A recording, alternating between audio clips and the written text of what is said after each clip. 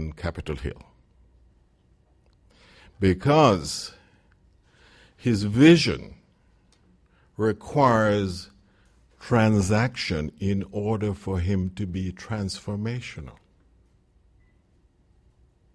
Transactions are tactics in a strategy towards a vision and its attainment. That is my view.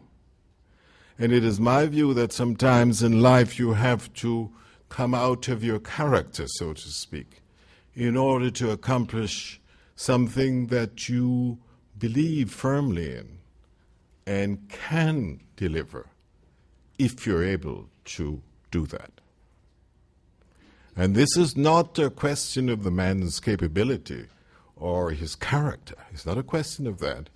It's a question of transforming himself from being necessarily transactional and become in order to be transformational. I say that in my, Peter Rousseau knows that I'm a very humble guy. So I say that in all of my humility, that I haven't seen anybody write that. Maybe Michel tells him that.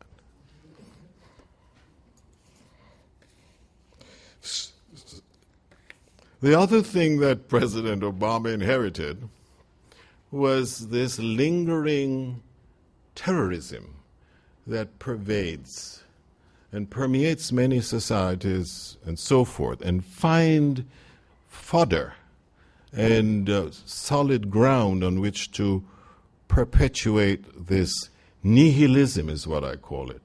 There is an anarchic element to terrorism.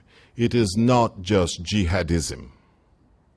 There is in scholars like, I'm sure Professor Meeks can tell you all about the theories of anarchy, from Bakunin to whatever, when I was a serious student. But I really believe that terrorism is more than just extremists of a Muslim orientation. And guess what Obama had to face? Aside from the domestic problems that I enumerated, he had to face a world in flux. Now it's a given. Everybody who read Heraclitus in the classics or Lucretius later knew that everything was in flux. This is nothing new. But the rate and depth and permanence, is a challenge, has been a major challenge to President Obama. And it is related to terrorism. Because anyone who knows a bit about social structure, social stratification, knows all that stratification can be based upon in economic terms, finance and so forth. It can be based on education, all kinds of stratification. And you have vertical stratification based upon things like religion, tribe, inheritance, affinity, lineage. And in many of these countries that Obama has to face in the world, sectarian divisions are pervasive. So that when he enacts a policy, and guess what? There is something called territorial integrity, national integrity. Nation states don't want interference unless asked to be helpful. And when Americans, the American government led by Obama at this time, looks at a situation to see whether intervention would be helpful, he has to look at two types of possible interventions. One, military. There's always diplomatic interventions, because we diplomats, we talk about these things all the time. It is only when it's a major crisis everybody's jumping up and becoming great authorities. You know that. We do it when the war is going on. I'll tell you about Bosnia. When the war is going on, negotiations, discussions, tedious, go on. So in the case of the types of intervention that's available to him, he has humanitarian intervention. deep in the fabric of American history, deep in the fabric of good people, lies something called humanitarianism. That humanitarianism is captured within great scholars as idealism, and its opposite, realism, realpolitik, right? So great leaders have faced the times to make a decision whether humanitarianism merits the intervention in terms of international covenants that go to Vienna, Geneva, and so forth, signed by respectable nations in the world about humanity. But sometimes the recalcitrants in these highly stratified societies, with their own individual desires and aspiration and aggrandizement, sometimes on the ground the infusion or the invasion, for lack of a better term, the presence of internationals could complicate those individuals in those societies who are seeking civility, civic polity, away from doctrinaire ideologies. So there's always a risk when you go humanitarian, to do humanitarian things, that you could aggravate or make it more uncomfortable for those freedom fighters in that country. So it requires a deep understanding of the complexities of the society where you're going, to whom you're going to send diplomats or troops or whatever, and how it's calibrated. So another phenomenon that's in the world today is something that we West Indians, Jamaican that I am, should know about, and that was the West Indian Federation. We tried that experiment here, believing in regional grouping for the benefit of all. It's a notion that exists as fundamental in the European Union. They tried the experiment, and I'm here to tell you that there are cracks in the monolith. There are cracks in the monolith. There are cracks in the monolith because there are two impulses in the world today. One leading towards cohesion and the other one leading towards fragmentation.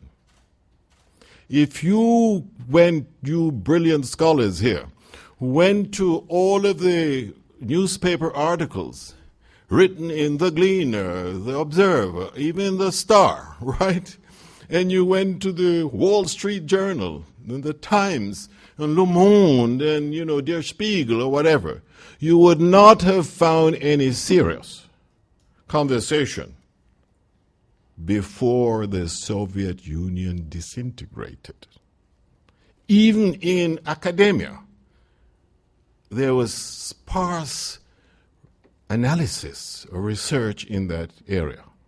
So disintegration of the Soviet Union came unexpectedly to the uninitiated. Some people were able to discern the cracks in the monolith.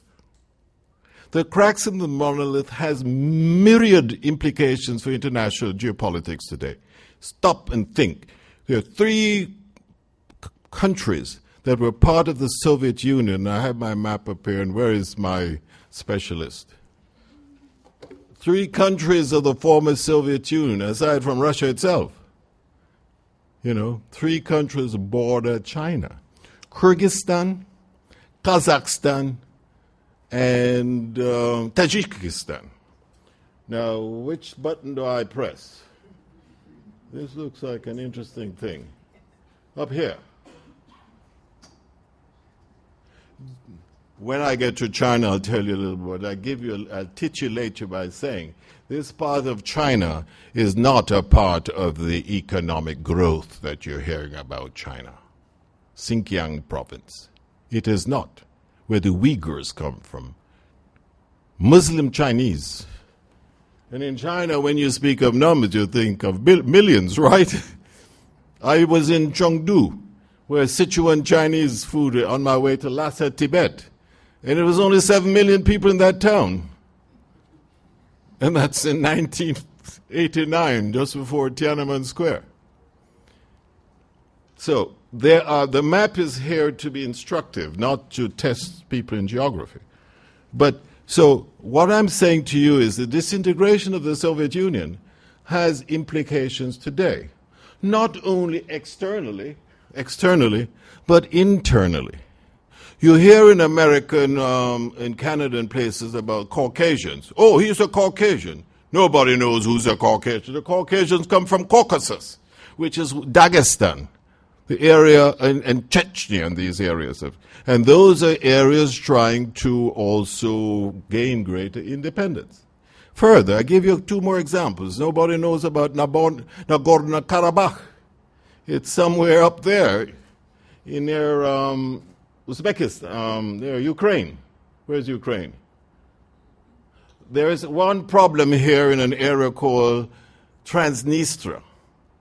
And these are sort of little things to you, but they're irritants to Russian influence in the region, what Russia calls its near abroad. And these are people who live in landlocked areas and have some autonomy. In Azerbaijan, Azeris, where is Azerbaijan? Over here. And here. There are areas there that have these 2 areas I'm talking about, and there were some skirmishes there before. They have autonomy, and one is next to Moldova. They claim Russian citizenship, Moldovan citizenship is like you live in Jamaica, and you say, I claim I have citizenship in St. Mary, and therefore I have rights to do certain things and so forth. There are internal difficulties in Russia and in the near abroad of Russia that is often not quickly discerned, because the Soviet Union was an empire, as you know that. It's like, for your information, so was Ethiopia. We'll talk about it when we get to Africa. So guess what's happening in the world? Rapid